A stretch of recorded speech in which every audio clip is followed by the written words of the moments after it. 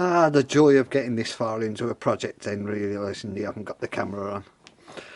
But I am making a mallet. I'm going to make another one later if I've got time. Not like this though.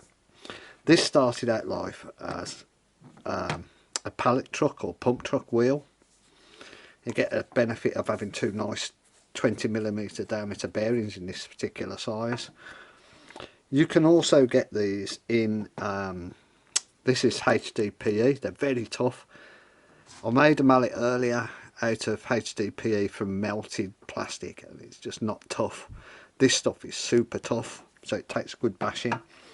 You can also get urethane wheels, which I intend to get in the future, and make one like this similar with urethane, and those are lovely mallets.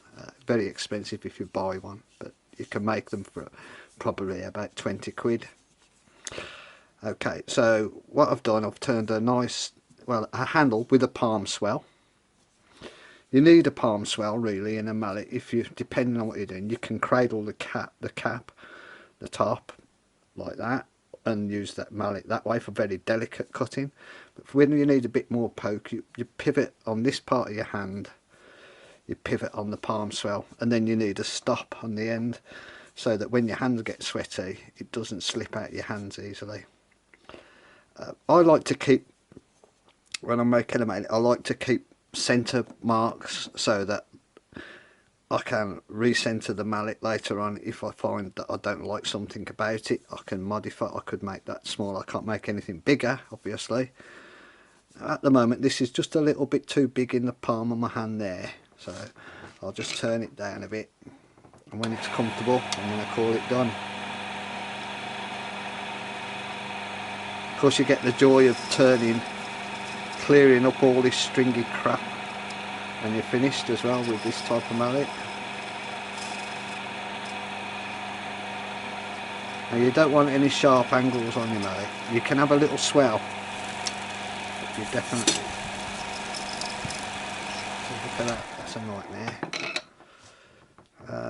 If you're turning it out of plastic, keep a pair of scissors handy and intermittently cut the crap off and get rid of it before it starts flicking things everywhere.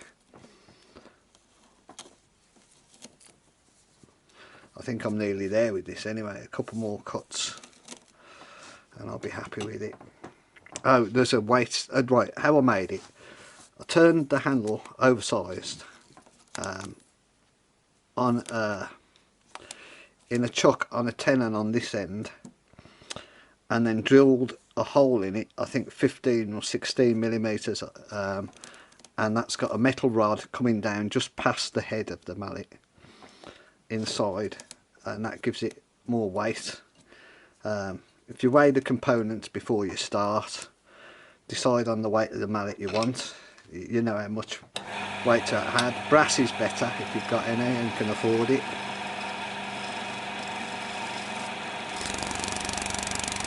Listen to it. Oh, that's what drives me mad about this. I don't know how people turn resin.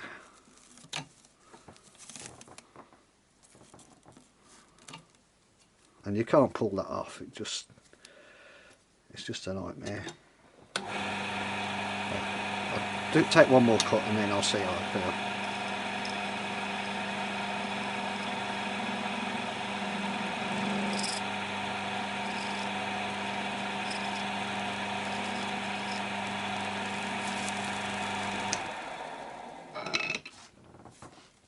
Yeah, that's much more comfortable in the hand.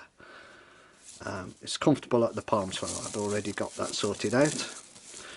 So there you go. If you want an inexpensive mallet to make a quality mallet, if you can't get hold of good wood and you want a tough mallet, because I've made them out of oak and they've shredded, you know, and if you laminate wood together it's probably gonna come apart at some point.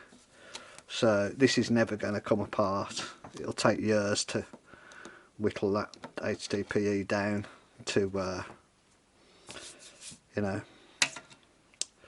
So anyway, sorry I lost the footage at the start of this, but there we go. You've got a mallet you can cradle and you can hit on the palm swell. you know, you can pivot on the palm swell. So yeah, nice little mallet. Thanks for watching.